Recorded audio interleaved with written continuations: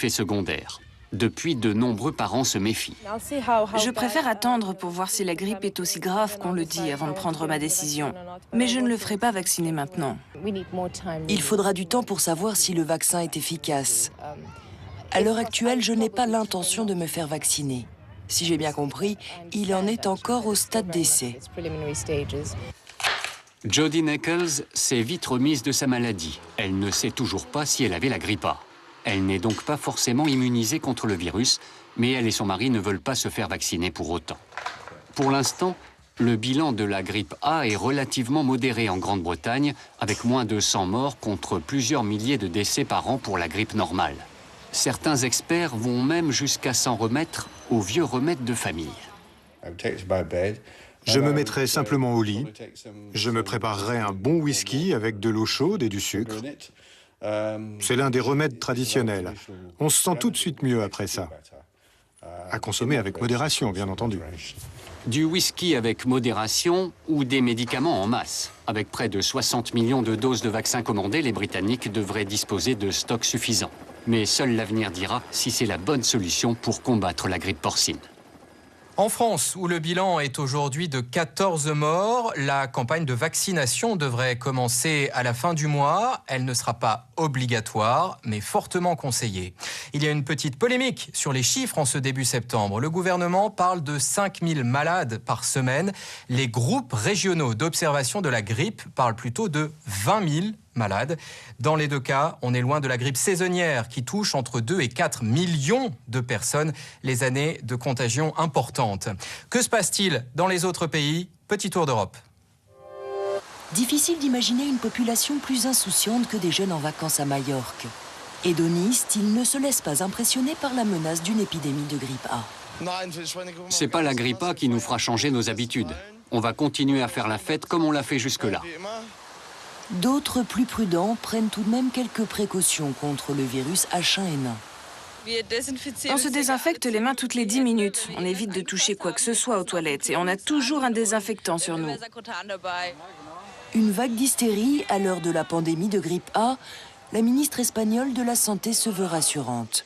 C'est avec le sourire qu'elle reçoit la presse et elle accueille ses collègues avec 2 bises, comme le veut la coutume en Espagne.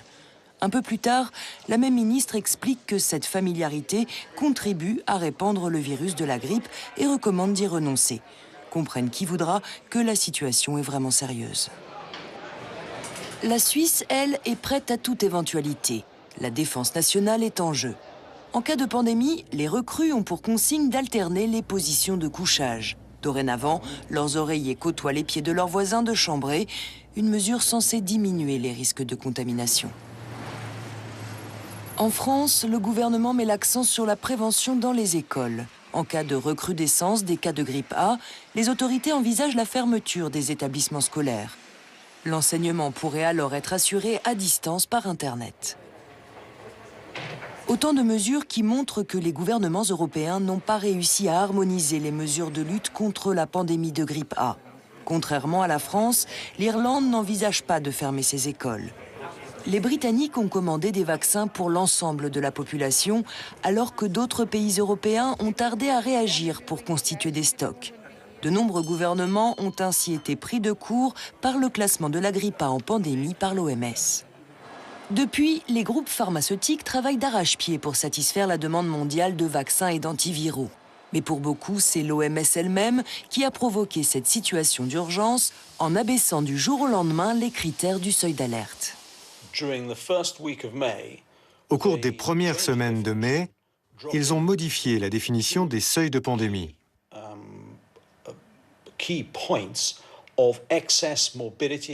Ils ont abaissé les seuils de référence, qui sont le nombre de personnes contaminées d'une part et le nombre de décès de l'autre. Mais pour l'OMS, le seuil de mortalité pris comme référence était celui de l'épidémie de grippe aviaire. Nos plans de pandémie ont été conçus en rapport avec la grippe aviaire. On savait déjà que le taux de mortalité de la grippe aviaire était de l'ordre de 60%. C'est pour ça qu'on parlait toujours des nombres morts. Mais au fond, nos plans de pandémie ne prennent en compte que des critères de distribution géographique. Cela signifie que nous devons pouvoir mettre en évidence la transmission de la maladie sur 2 continents au moins. Dans le cas de la grippe A, 2 autres facteurs inquiétants plaideraient en faveur d'une campagne de vaccination, selon l'OMS. Contrairement aux grippes saisonnières, la grippe A se transmet en été, ce qui est plutôt inhabituel, et elle touche aussi les jeunes. Mais l'élément décisif est le caractère mortel de la maladie pour des personnes fragiles. De nombreuses personnes souffrent de maladies chroniques en Allemagne. L'asthme, le diabète, des problèmes cardiovasculaires, mais aussi la surcharge pondérale. Nous voulons protéger ces personnes et c'est pour cela que nous avons commandé des vaccins. Cela nous permettra d'offrir le plus vite possible une protection à ces personnes. Mais il y a une autre raison pour laquelle de nombreux pays européens préparent une campagne de vaccination. Si le virus de la grippe A se répand effectivement en automne, la maladie pourrait toucher une population tellement large qu'elle risquerait même d'affecter la capacité économique de pays entiers. Une pandémie de grippe A pourrait ainsi provoquer l'arrêt des chaînes de production. Selon l'Institut Oxford Economics, la perte de capacité économique pourrait atteindre 3,3% à l'échelle européenne, presque autant que la crise économique. Et sur notre site internet arte.tv, vous trouverez des compléments à ce dossier sur la grippe A. Nous partons maintenant à la rencontre d'une jeune